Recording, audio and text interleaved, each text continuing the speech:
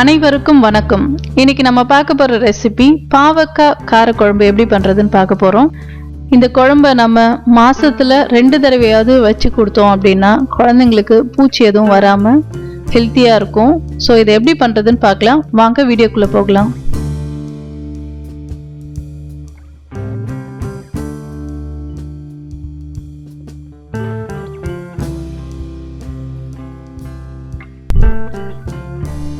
நாம 2 நீல பாவக்காய் எடுத்திருக்கோம்.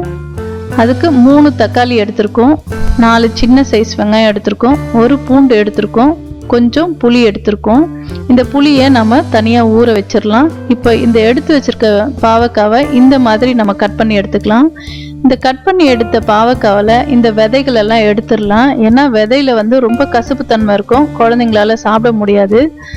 ஸோ அதை ரிமூவ் பண்ணிடலாம். அந்த மாதிரி எல்லா பாவக்காய் வெட்டி வச்சிருக்கிற பாவக்காவிலையும் இந்த விதையை ரிமூவ் பண்ணிடுங்க. எல்லாம் எடுத்தாச்சு.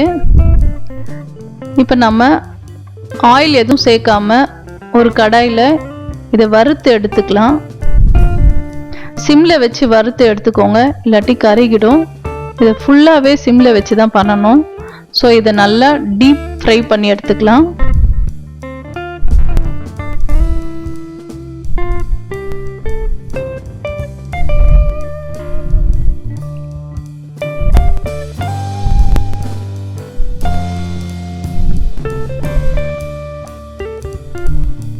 இப்போ நம்ம தாளிச்சிக்கலாம். ஒரு கடாயை வச்சுக்கோங்க.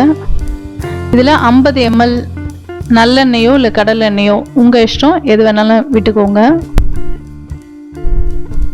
இதில் 1 டீஸ்பூன் அளவுக்கு கடுகு சேர்த்துக்கோங்க. இதில் கட் பண்ணி வச்சுருக்க பூண்டை சேர்த்துக்கலாம். பூண்டு நல்லா வதங்கினதும் நம்ம வெட்டி வச்சிருக்க அந்த வெங்காயத்தையும் இதோட சேர்த்துக்கலாம். உங்ககிட்ட சின்ன வெங்காயம் இருந்ததுன்னா அதை ஆட் பண்ணிக்கோங்க, இன்னும் நல்லா இருக்கும் டேஸ்டா.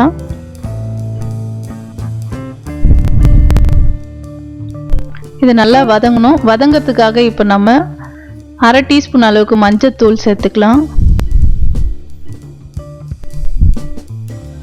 இந்த குழம்புக்கு தேவையான அளவுக்கு 1 டீஸ்பூன் அளவுக்கு உப்பு சேர்த்துக்கலாம். இது ரெண்டும் சேர்த்து நல்லா வதக்கி விடுங்க, சீக்கிரமா வதங்கிடும்.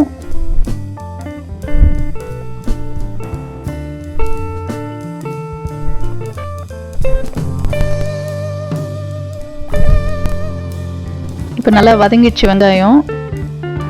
இப்போ நம்ம 3 தக்காளி எடுத்திருந்தோம்ல, அதை இப்போ நறுக்கி இதோட சேர்த்துக்கலாம்.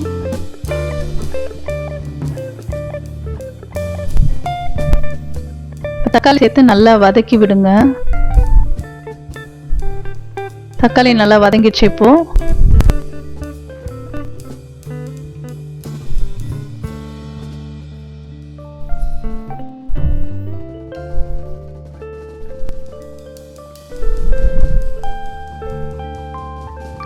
இப்போ நம்ம ட்ரை ஃப்ரை பண்ணி வச்சிருக்க பாவக்காவை இதோட சேர்த்துக்கலாம். சேர்த்து நல்லா ஃப்ரை பண்ணி விடுங்க.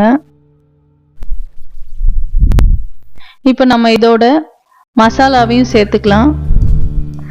2 டீஸ்பூன் அளவுக்கு குழம்பு மிளகாத்தூள் போட்டுக்கோங்க. 1 டீஸ்பூன் அளவுக்கு கொத்தமல்லி தூள் ஆட் பண்ணிக்கோங்க.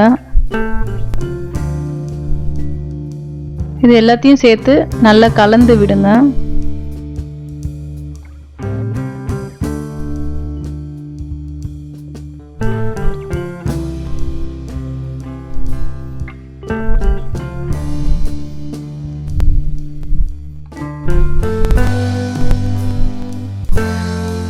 ஒரு 1 நிமிஷம் போல் இந்த மசாலா வாசம் போகிற வரைக்கும் நல்லா வறுத்து விடுங்க. இந்த மிளகாய் பொடி வாசம்லாம் போயிடும். நம்ம சிம்மில் வச்சு ஆயில்லையே கொஞ்ச நேரம் வதக்கி விட்டோம்னா அந்த மசாலா பவுடரோட அந்த ஸ்மெல்லு நமக்கு போயிடும். இந்த கசப்பு வேண்டாம் அப்படின்னு நினச்சிங்கன்னா 1 பிஞ்ச் அளவுக்கு நீங்கள் வெல்லம் கூட சேர்த்துக்கலாம். நான் இதில் சேர்க்கல, ஏன்னா அந்த கசப்போட சாப்பிட்டாதான் லைட்டாக தான் இருக்கும். ஏன்னா நம்ம டீப் ஃப்ரை பண்ணதால கசப்பு லைட்டாக தான் இருக்கும். இப்போ இந்த ஸ்டேஜில் நம்ம புளி தண்ணி ஆட் பண்ணிக்கலாம்.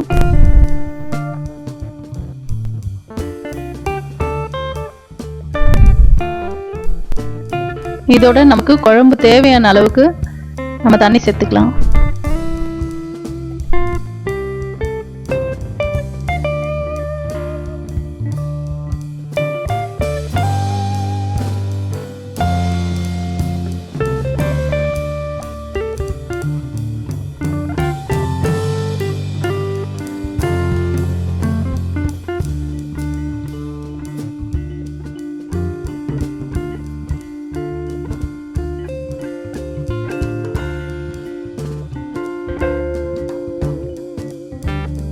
தண்ணி சேர்த்து மூடி வச்சிருந்தோம். இப்போ நல்லா வெந்துருச்சான்னு பார்க்கலாம்.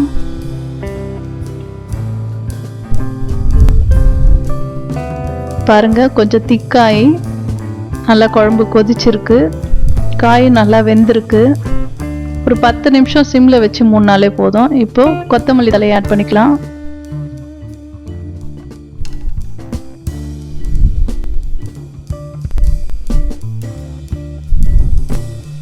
உங்களுக்கு குழம்பு ரெடி ஆயிருச்சு. இப்போ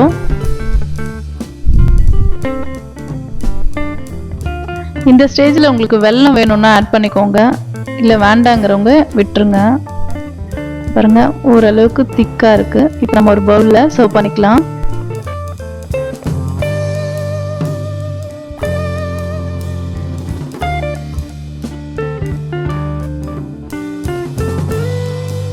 இந்த வீடியோ உங்களுக்கு பிடிச்சிருந்ததா வீடியோவை சப்ஸ்கிரைப் பண்ணுங்க, லைக் பண்ணுங்க, ஷேர் பண்ணுங்க, கமெண்ட் பண்ணுங்க.